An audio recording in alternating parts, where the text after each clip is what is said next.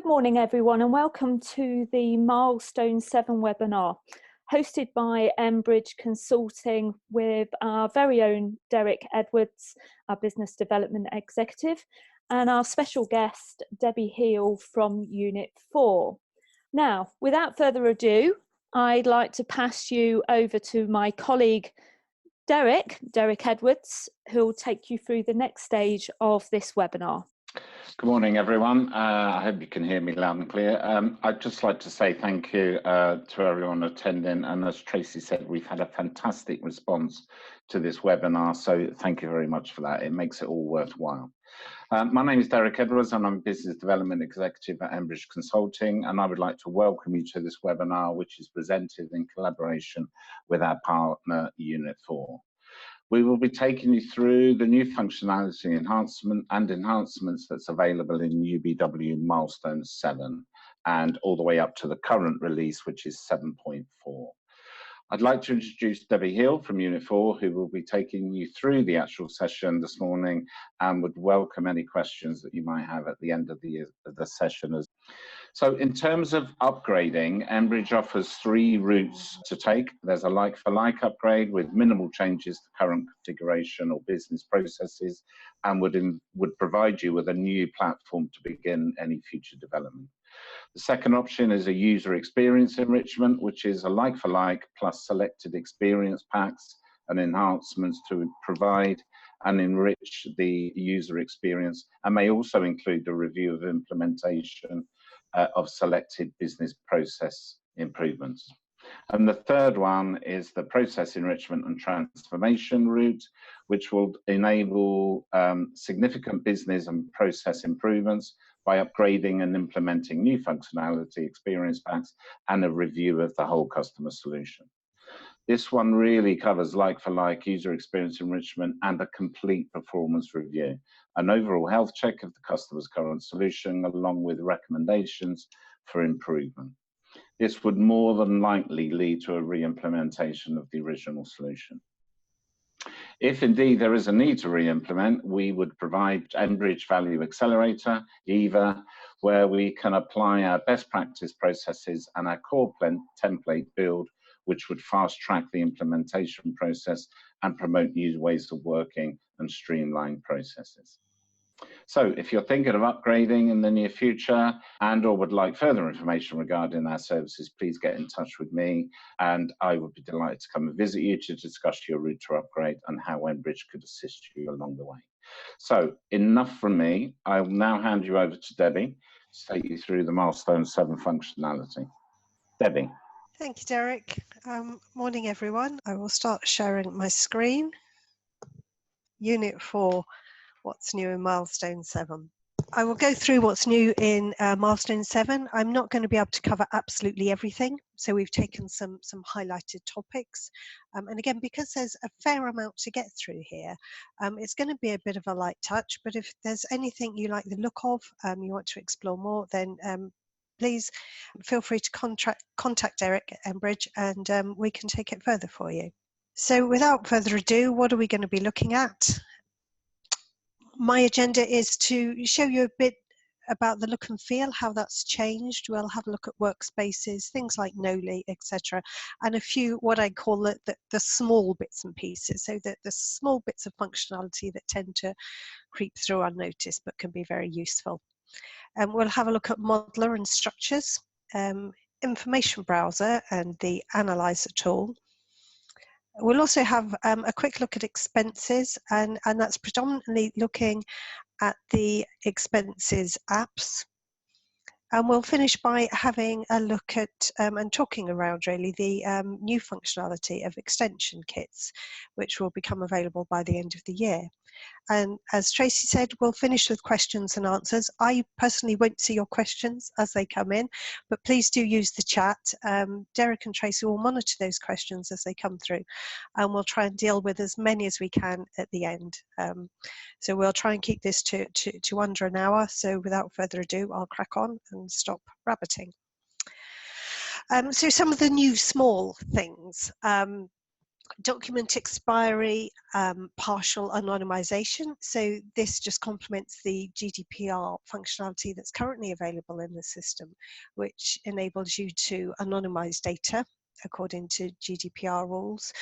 So this is just extending the functionality a little further to allow you to decide whether you're going to keep documents that are related to the attributes you want to anonymize. So that's available, that's a 7.4 onwards. Also in 7.4, managing project change. So the idea of this is if you make changes to an overall project, changes to relations, invoice rules, manager, the cost center, etc., then you can choose to automatically apply them to the related work orders. So if you have, a number of projects that have many work orders associated with them, then making one change to the project just saves you having to go in and update all of the work orders. The document archive, the look and feel of this is quite different on the web and from Milestone 7 onwards. Couple of things to point out here: the change view in the middle so that you can view the document archive as you want to view it, which I know has been there for a while, but I think quite a nice, and again, it's a very small thing. But if you change the view of how you want to see the document archive, then it will save it and remember that the next time you open it. There's the search facility. So again, if you're looking in an archive that has a number of documents, you can search for them more easily. And over on the left-hand side, the document types. So the layout is more of a, how you used to seeing File Explorer, seeing things within your own PC. But it's also worth mentioning that with the document types, you can now assign data control to the document types and assign security around that. So for example, I'm showing customer document archive here. I could allow one set of users, groups of roles, to see my customer report output, but I may want to just allow one particular role access to the reminder letters, for example. So the different document types can have different levels of security applied to them. This is, again, quite a small thing, but I think really quite useful and quite helpful, is that you can create a menu item for a specific variant, which sounds like a small thing. But I'm taking a GL07 here as an example, and thinking about within your organizations, you may have some expert users, some good, well-experienced users out there that need to upload spreadsheets or documents to the system using GL07, but you only want them to have access to one particular variant. At the moment, if you give them access to GL07, then they see all the variants available. But using this functionality, you can create the variant for them and then create a menu for that specific variant, and then just give the user access, give it a title, put it somewhere sensible in the menu, and then give the user access just to that variant. So as I say, if you have a super user, you want them to be able to use GL07, but just have access to the one variant, then that's available now. Open project transactions. Again, this is just a useful small feature on the project master file. So the one thing we often hear is that people close projects and then you find out later there are transactions open against them. So under the More Actions button, there's the option to see whether there are any open transactions, just a helpful way to try to eliminate the project closure while there's still open transactions.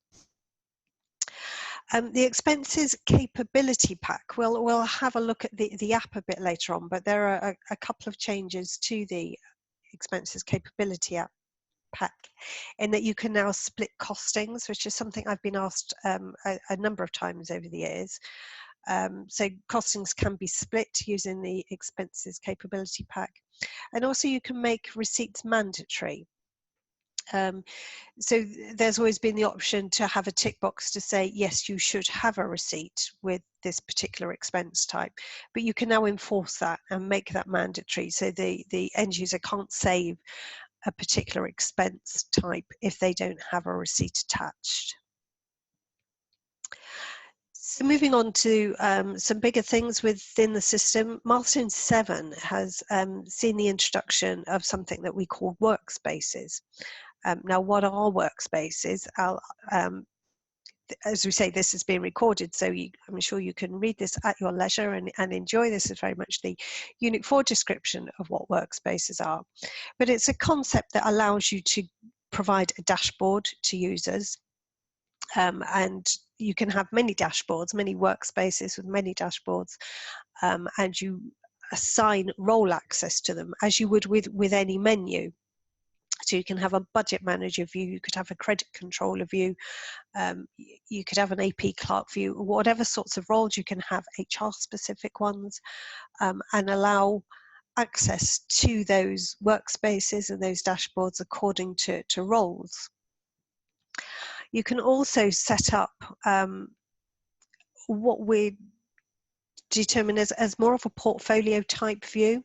We'll have a look at both. I'll go into system and we'll have a look at both types of view. I think there's a bit of a lag here.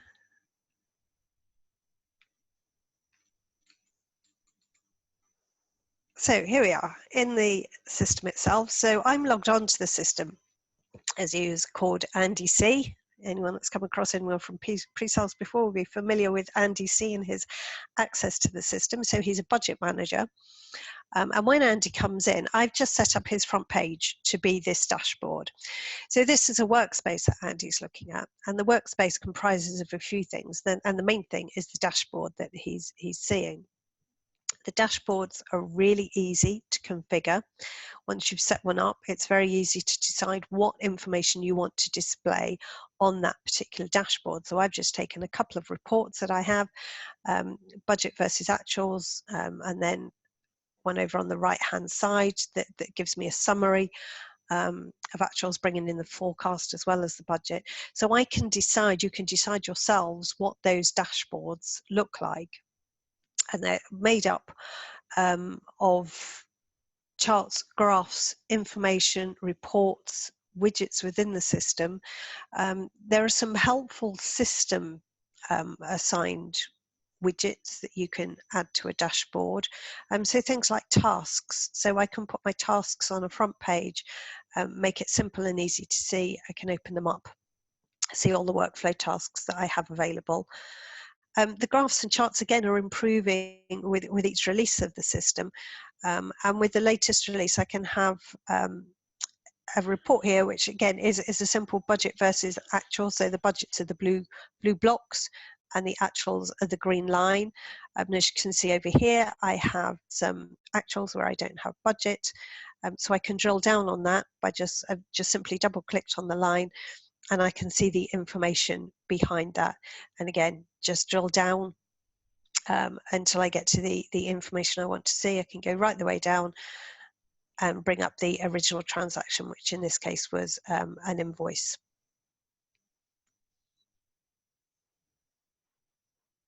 I think being on Zoom and using system is slowing my system down a bit here. You're going to have to take my word for that one. That's going to bring up the original invoice there. I won't waste time on waiting for that to display. So the dashboards, as I say, a really quick, nice, easy way of getting to the information you need to see. But as well as just being a dashboard, you can see I have a number of tabs across the top here. And these tabs allow me to go to screens. So I can decide what I call the tabs, so I don't have to call it planner. If budgets is something that the users in my organization recognize rather than planner, I can call it whatever I need it to be, and then give them access to go right the way down to the screens that they need to do. So I'm sure you'll agree that seeing a screen similar to this and being able to get to the screen they need to go to is much easier than giving an end user access to the standard menus that come with Business World. There are different views of the system, of workspaces. So one of the things I can do is go to my favorites. I can't see my favorites behind this bar up here. So I have some saved as a favorite. Here I have a purchasing dashboard, which would really be for the sort of person that just does a bit of requisitioning in the system. They don't use Business World for anything else. They just want to come in here and raise a requisition. They don't need charts and graphs and be able to drill down to information. Just want to come in and raise a requisition. So all we've given our requisitioners here is a simple inquiry about requisitions they may currently have in the system that are in workflow. I can see a workflow map, so from the screen I can drill down and see the workflow maps. Again, the workflow maps have been updated a little, so they just look a bit cleaner, a bit neater, but it's still giving me the same information. I can still see exactly where my requisition is, who we're waiting on, and how long they've had the task to complete. And again, my requisitioner doesn't need access to many screens, so I've just given them access to enter a requisition, look at goods receipt, and a simple transaction. You can very quickly touch on the requisition experience pack. So I have a couple of options here to look for some products or go straight into a purchase request or requisition screen. For those of you that use e-procurement, if you have marketplaces, you'll just see an extra tab here that would take you into the marketplace.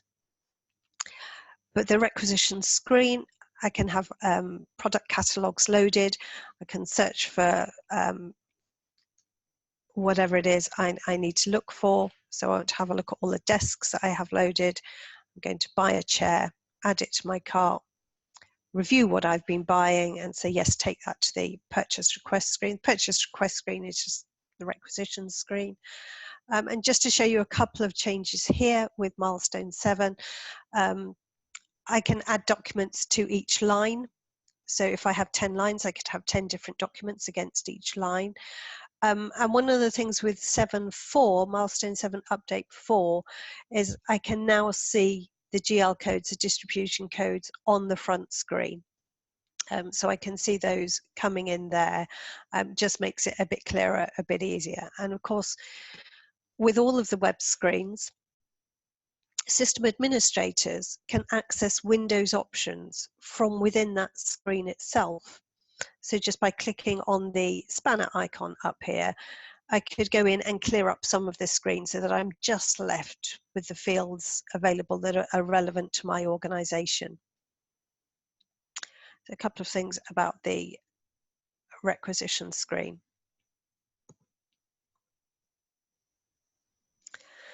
And again, that's just a different view of a workspace. But I said that there were two flavors. There's having a dashboard that you land on and having access to different screens. But we also have something that's what we call a portfolio view. So we'll have a look at this. And this is, you can set up a portfolio or a workspace based on any attribute value that you have within the system. So we can pick up things like customers, suppliers, it could be cost centers, projects, work orders, absolutely any attribute that you're using within the system. But I've set up a fairly simple one here for customers. So the idea is, again, this could be my start page. It may be, it may not be. But I have a simple portfolio here that lists all of my customers. It's bringing in some of the details about them, whether these are relations or flexi fields. I can choose what's being displayed on this particular screen. This is really helpful in that I can set some KPIs and view those KPIs and whether they're at a red flag level or an amber flag, as this one is here. I have two KPIs and I can see that there are two amber flags for this particular customer. Now what the KPIs are, again, mine are fairly simple. How much does the customer owe us? What's their balance? And how many days since either the last payment was made or the invoice was issued. Mine is invoices, the date since the invoice was issued. So the things that are important for me to have a look at when I'm looking at the debt for the organisation, I can narrow this down and say I want to have a look at the customer balance. And again, I can see here those notifications that are amber and red. I could make one of these KPIs more important than the other, in which case that's always going to be the one that takes priority. But mine are just at the same level. So from here, I can see those that have a red or an amber flag. It can be any colour. There's more than red, amber, green, so there are more flags available. What's nice from the portfolio is I can then, if I have an issue with a particular customer, I can click on the customer and have a look at more information about that customer themselves. So what I'm doing here is deciding which tab on a workspace I'm going to have a look at. So I'm going to have a look at the details around the customer invoices. Now this is taking me to a workspace that is now just about that one customer. So I decided I wanted to have a look at what's going on with Mr. Dawson, and I can have a look at just his details on a screen. And again, these are all configurable. I've just put a mixture on here so that you can see what's available, but I have some data that I brought through from the customer master file, a simple query about the outstanding invoices against this customer. I can have charts and graphs if they're relevant. I can also do things like bring in the document archive here, and again, change the view so I can see that in a way that's relevant to me. So the portfolios are a nice way of focusing the attention on the sort of information that you need to see. So if I'm interested, if I work in credit control, if I work in an AR team, I may be interested in this sort of view where I'm seeing a list of customers and KPIs against them.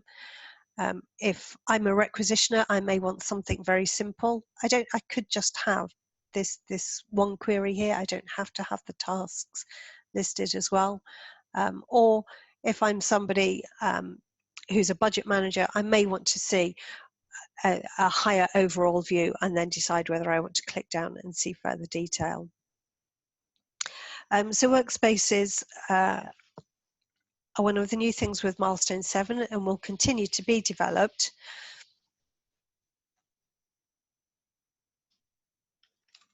I'm just trying to get back to my slide now.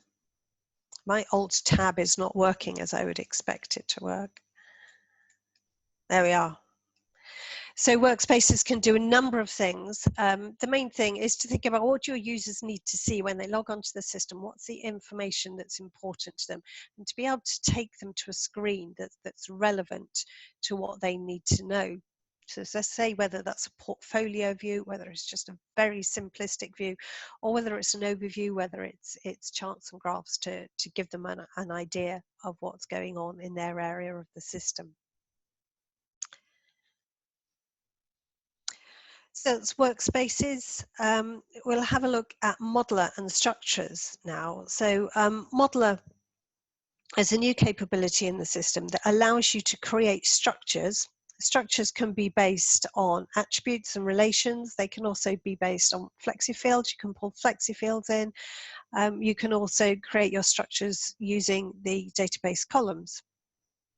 They're date driven, but they show you the structure in a graphical format. So unlike trees, which can be a bit unwieldy to change and to manage, having a graphical interface makes the structures easier to update and to manage.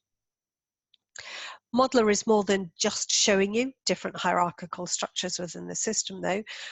Making a change to a structure, you can get the system to automatically update any relations behind that. So if your structure is based on attributes and relations and you move things around, therefore changing the relations, you can get the system to update that for you. Certainly the way we would set up new customers now is their workflow distribution rules and also their data control rules would be based on a structure rather than going straight to attributes, flexi fields, etc. Therefore, changing a structure will automatically update all of that information for them too.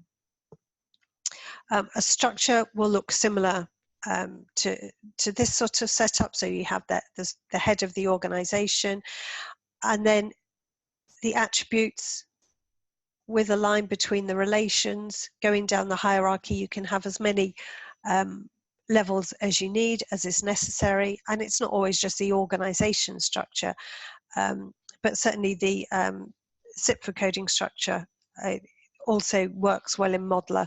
So we can see we start at the top and we go through the different levels of the CIPFA structure and how they map to your account codes.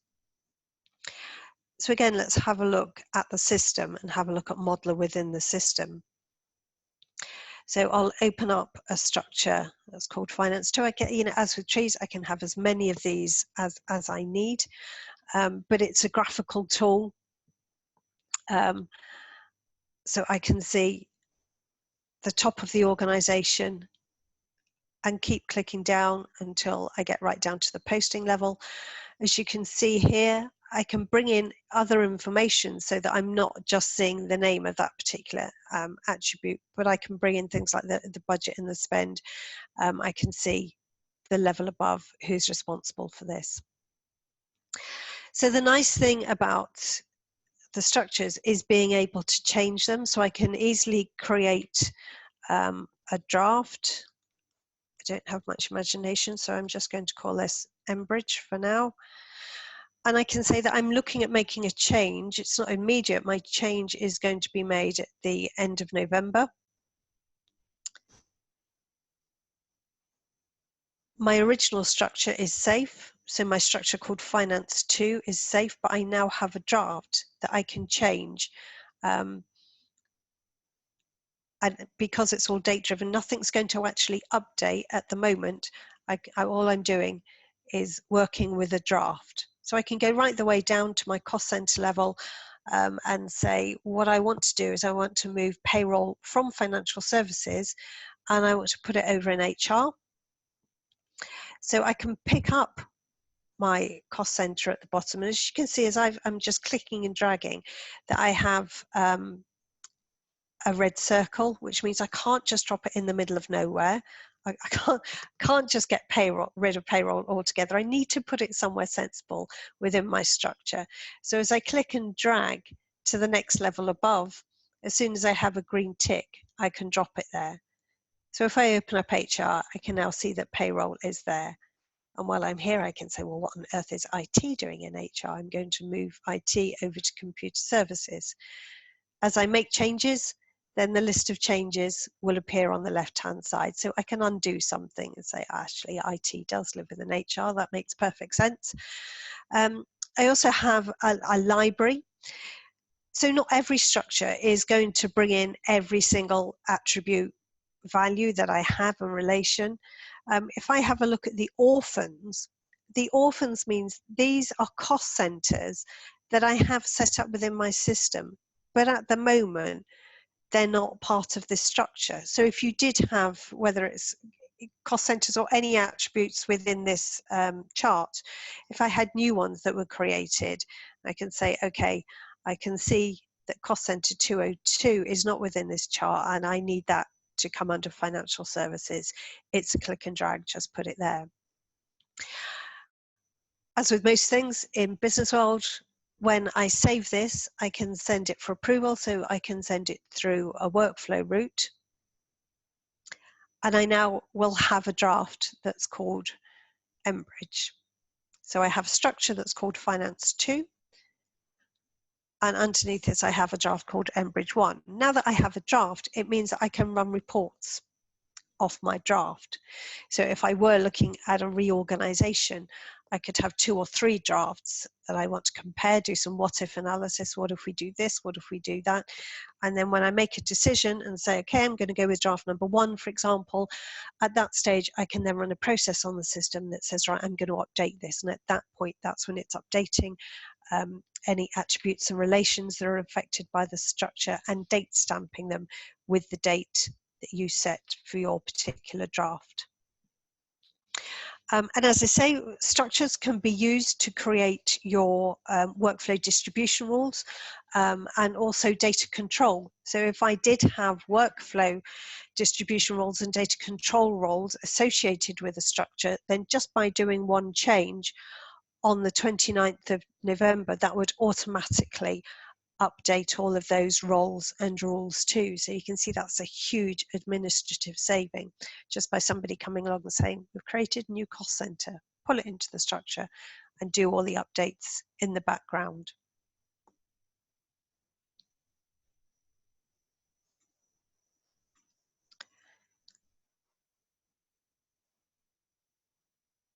So that's structures, modelers and structures. This is a very graphical, very easy to organize, to maintain, to make changes to them as you go through.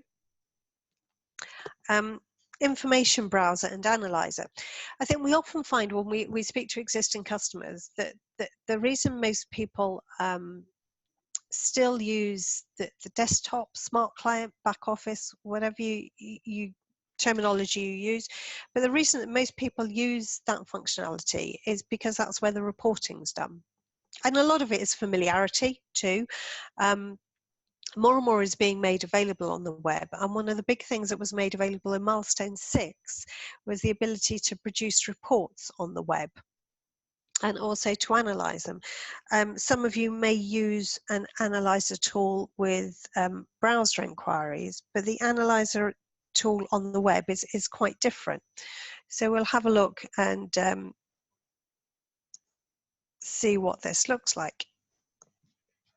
I'm going to go into my purchasing tab, and within my purchasing tab I have access to reports, and I have a report that's PO analysis. So this report has been created on the web. It didn't start its life as a browser inquiry. This was putting all the details together on the web, and it's given me a layout that looks similar to this. Now I've deliberately got a lot of information in here. I have many columns and I have many rows. So I can choose which columns come into the report. As normal, if I compare this to a browser inquiry, when you're setting up a browser inquiry, you start with a screen that says, okay, you want to look at purchase orders. These are the fields I think you want to see, and you can add them, you can add relations to them, you can add expressions, etc. And the way we do that with an information browser is over on the right-hand side, there's a button called Table Customization, and clicking on this will show me the columns that the system's already brought in, but I can then choose whether I want to see those or not. And again, as you would expect, there's code and text. So I can pick up more information should I want to, or get rid of the information that the system said I might want to look at, but I'm not really interested in. In some of these lines, you'll see that there's a greater than sign, and this is similar to expand base. So if I wanted to see more information or bring in a relation that I have against the cost center, by clicking on that greater than sign, I can then start to see all of the relations that I hold against the cost center. And down here, we can see the structures that we've created in Modeler. So we can decide whether we want to run this against a particular structure or not. But it's quite simple and easy to bring in extra information. I've got expressions down the bottom, so again I can bring in numerical and statistical expressions into the report. For end users, it's quite nice because it's easier to change. So if I were to give this report to all of my end users, depending how you have your data control set up, but hopefully they would only see the data that they have access to see. But in looking at this report, just being able to move things, I'm just going to click and drag columns around. Each column heading has a drop-down list, so I can do things like filter. I only want to look for certain products. There's a bit of conditional heading, but I can rename it as well. So again, that's always quite useful. So rather than seeing the business world terminology, you can use the language that your users are used to seeing. I've grouped this by product group and sorted it by product group. but I can group it to get some subtotals there. I can change that and say, actually, I'd like to see it by something completely different,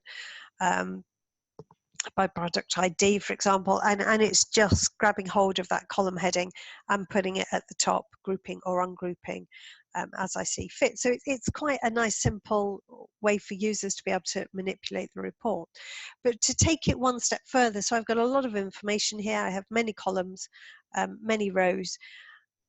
And when people are looking at reports, they're generally looking at them for a reason, to try and get some sense, some meaning, to look for trends, to analyze the data. So the Analyze button takes me into the Analyzer tool. These are ones that I've done before, so I can always go back to them. I can save my analysis and go back to them, but we'll start from scratch and say, okay, I'm looking at all purchase orders, so I want to look at the amount that we've spent on these purchase orders.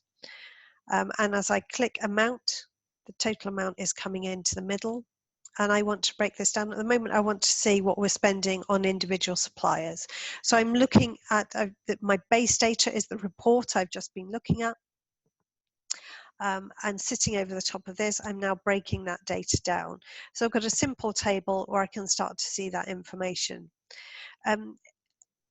At the top here, there are different ways that I can see the information. So if there are people that will respond better to a graphic, and again, it depends why you're looking at the information, what story you're trying to tell. If I'm trying to tell the story that we've spent far too much money with the Beck company and we shouldn't be, then a pie chart is a better way to display that information. But the layouts of graphs that will work with the data that I have will be available in grey up here. So again, I can have a look and see, what's the best way to display this data, the data that I'm looking at now. I can go back to the supplier and decide it's not by supplier that I want to look at this. I want to have a look at this by product group to see the sorts of things that we're buying. But at any stage, I can save this. That's great information. That's really useful. That's what I want to see. So I can save it so that I can monitor this information at regular intervals. I could also filter as well. So all of the columns I have in my report, I could decide to filter on at this stage so that I'm not looking at absolutely everything. I may want to home in on particular pieces of information. So I may want to just look at how much we're spending on stationery, for example. Again, that's all going to be one product group. So stationery, who are we buying it from? Which suppliers are we going to? I can cross-tab the information a bit. So my report is going over 3 years. So I can bring in the year. So I can start to see, is there a trend? Thankfully, people don't seem to be going to Woolworths, or quite how they managed it in 2018, I don't know. But it may be that I've changed my contract with my stationery supplier. So I want to make sure that people are sticking to the new contract of going to Lyrico, for example, rather than the nice day. So all that sort of data, if the data's in the system, it's just a nice, easier way of analysing it, rather than taking a large report that we started out with, putting it into a spreadsheet and having to manipulate it within a spreadsheet. Keeping it within the system means you've always got up-to-date information, but you've also got control over that data as well. So I could take this data, put it into a spreadsheet, and then email it to all of my colleagues. And then we've lost control of that data. Once it's emailed out, we've lost control. We don't know where that data is. So that's Analyzer and information browsers. So setting up the reports is really very simple. I can change my search criteria, and you still have things. This is like tab 2 of the browser inquiry. So where I set up, the criteria that I want to bring in. And again, it's just add criteria. What do I want here? Do I want to only look at a particular account code, for example? And again, the same valuators here. So they're very similar. And I still have the options to prompt, to make it mandatory, and to use macros, again, if that's relevant for that particular piece of information. You can save at any stage, and as I save, because I've started in procurement, I'm looking at procurement data. The system will automatically say, well, okay, do you want to put this in a shared folder or perhaps a private folder? So I will save this and say, okay, stop everyone else looking at this. So that's information browser. So setting up reports on the web, it's just a different way of creating a browser inquiry.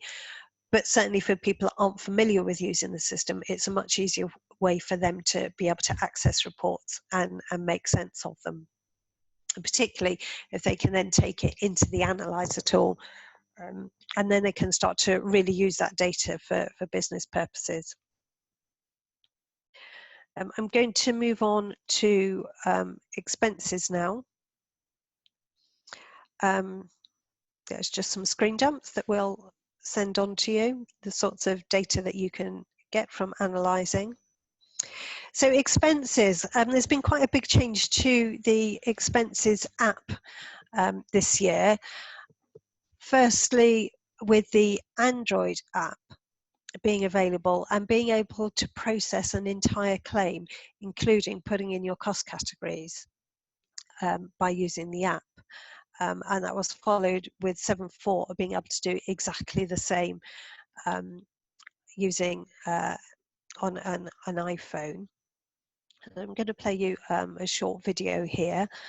So this is my own phone. So this is the Android version. It's exactly the same on iOS, but you know, it's more iOS-y than Android, if that makes sense.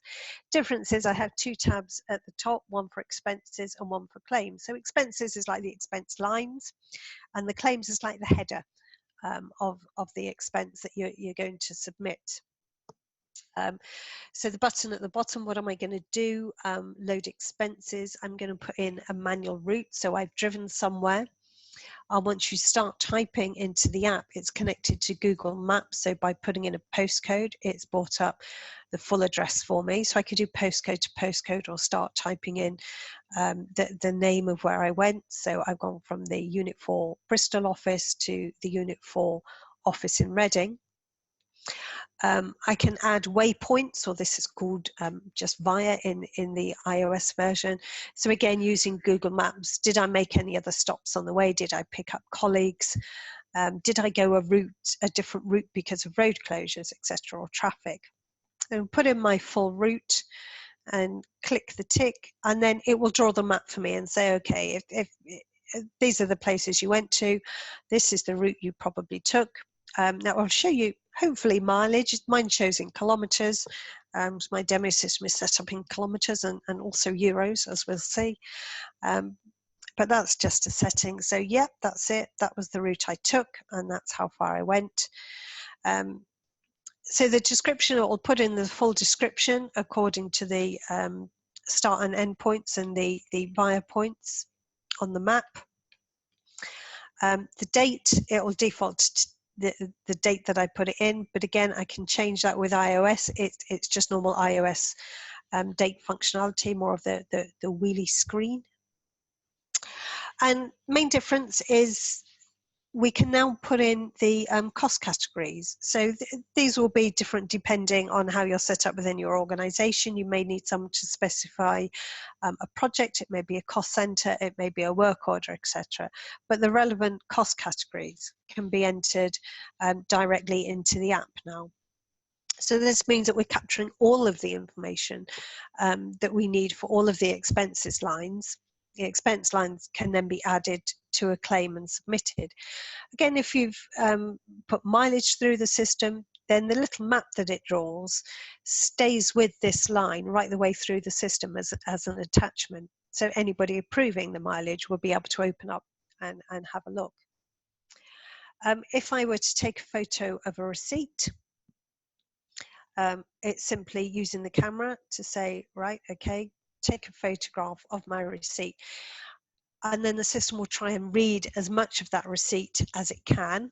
It's read that one quite well, so it's picked up the date, it's picked up the expense type and the amount and the currency. So we've got there that receipt was for £4.54 for food and beverage. You can change any of those if it's picked up the wrong expense type, for example, or it's not quite managed to read the receipt, but it's using OCR functionality there. So it will learn. The more you take photos of a different type of receipts and fill in the details, the more that it will learn and be able to read them properly. Those of you that use OCR for your invoicing, it's the same sort of thing there, that the system will learn the more you input into it. So I've got two lines there. I've got mileage and I also have food and beverage, and I need to attach them to a claim. So these are just the lines. I need to attach them to a header or a claim. I already have one in progress here. So we can see it's in progress. I've given it a name and a date, and the arrows going around in a circle indicate that it's been submitted, it's in workflow. So I can't attach anything to that one. I need to create a new one. So I'm going to create one for expenses only. Again, it's giving it a title and a date. So this is like the header part of the expense claim, and save that. So now we can see that I've got a draft. There's nothing attached to it at the moment. All I have is the draft header. And I need to attach the individual lines to it. So if I go back to the expenses and see the two expenses that I have there, and go down the bottom and say, I'm ready to add this one to a claim, and I'm going to add it to demo 1. And if I go back and have a look at that claim, then I can see that demo 1 now has one item against it, and I can see the amount that it's calculated for my mileage. I said my demo system works very much in kilometers and in euros, so you can see it's translated the GBP amount into euros. For the claim at any stage while it's still in draft, I can change it. So I just give it a slightly different name, for example, or change the date, whatever I need to do. Delete it and start again. Let's just change the name there. So it's the same claim with just the mileage attached at the moment. So I'm going to add the food and beverages to the claim. So again, let's just open up the expense, add it to the claim. I could do it the other way round and go into the claim and say, now add my expenses. But I've got no lines left now. I've got no lines that are just sitting there on their own. I've got one claim. I can see it's got 2 lines attached to it, and I can see the total amount. So details of the line here. You can see I have applied cost categories in the middle, so I could just enter my cost categories once and apply it to all the lines. But then when I'm ready, I can just submit the claim, and submitting the claim is now going to be putting that into the normal workflow process within Business World. So doing it on the app just means that the end user, the person submitting their expenses, doesn't need to go into Business World at all. They can just use the app to submit the claim right the way through to into workflow. So we can see the status of this one has changed.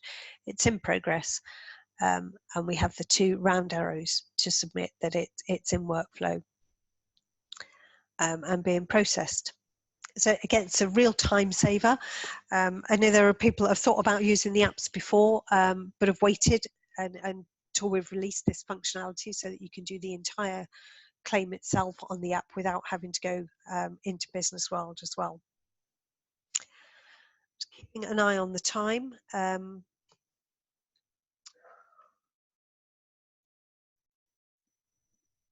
And the last thing I'm going to talk about is extension kits. Now this is very new. So what is an extension kit? An extension kit is a piece of functionality that can listen to things that happen outside of the application. A trigger will happen, and it starts a process and carries out some functionality for you. For example, some of the things that we're looking at the moment is, if I do this, then that happens. We'll have the bottom one is quite a useful one. So auto-populating customer or supplier data. So for example, when you're setting up new customers or new suppliers, there may be processes that you undertake to ensure due diligence. And if I'm setting up a particular supplier, I may want to go out and check that they're not on certain watch lists. I may want to check with Dun & Bradstreet for credit rating for customers, etc. So what it means is that when I'm entering details into Business World, by entering those details, it can kick off another process that's going to go outside of Business World, collect some information and bring it back for me. An example that I have here is over on this side here. I have a user called James over here. James is a manager, and James is lucky enough to have Wanda set up within Microsoft Teams. Manuel over on this side, Manuel works for James, and what Manuel is going to do is he wants to request some leave. So he's going into his absence request and he's going to request some parental leave. So he wants some time off work. So he's entering an absence request as he usually would. So by putting in the reasons and the dates that he wants to request his absence for. So he's asking for a week in the middle of April and sending that request forward. So that request is now going to go into a workflow process, and it will be workflowed to James to approve. Now, just to show you, this is Manuel's calendar. So at the moment, Manuel's calendar for April is clear. There's nothing in his calendar at all. So going over to the right-hand side, Manuel's manager, James, receives a notification from Wanda that he has a task to approve, and it's Manuel who's asked for his parental leave. So James can approve that task, and this is where the extension kit will now kick in and say, okay, we have an approved absence for Manuel, and that extension kit will come over to Manuel's calendar and it will enter the details into his calendar for him. So we can see up here the notification that the extension kit is putting in the leave that Manuel has just requested. So it can be as simple as that. As I say, it can be a bit more involved, where you're going out to checking on credit references, checking on watch lists, etc. for customers and suppliers. It can be almost anything you think of in the system. If you're setting up data in the system, and part of setting up that data is due diligence that happens outside of Business World with another website, for example, we can set up a chain of events so that it says, okay, if I save a new supplier, I now need Business World to go to this particular site, check this information and bring it back for me. So this is something that's still very new at the moment, and Unit4 have involved partners within the testing and the creation of some of these extension kits. The idea going forward is that there will be a library of extension kits that are available not just to Unit4 but also to customers, yourself and our partners, and Embridge have been quite key in testing and setting up some extension kits for us. That's the end of my presentation. I think I'm just about on time. I've given you about 2 or 3 minutes for questions. So Derek and Tracy, I apologise for overrunning a little. With some questions now. Thank you, Debbie. That was a very informative presentation, and I hope everybody found that of interest. So let's take a look at some of the questions that have been coming through. Is the change view only configurable at the user level? This was right at the start, Debbie, of your presentation. If you mean the workspace itself and the dashboards, it's generally maintained by a system administrator you could give your users access, I think we would recommend not. But if that's not the question, then yeah, please give us more detail and we'll come back to you. Okay, the next question, the document archive, is that a file or a blob, or can we use both? Good question. It should be the same for both. Okay, excellent. Are there standard templates available for the workspace portals? Unit4 themselves at the moment don't provide any. I'm not sure whether Embridge are currently building in some into your EVA template. We are looking at building some into the EVA template. However, if a customer wishes to go to workplaces on an upgrade, then we can certainly provide a template solution or some guidance around where you can start from. Okay. Does the system still hold the historical information under the old structure? Yes, yeah, it will still be available. So any structures, because they're all date stamped, they will all be held in the system. Yes. Okay. I mean, we have an astonishing amount of questions coming through, so I'm really sorry that we're not able to answer them all on this webinar, but just to keep the webinar in time, we'll pick those up offline.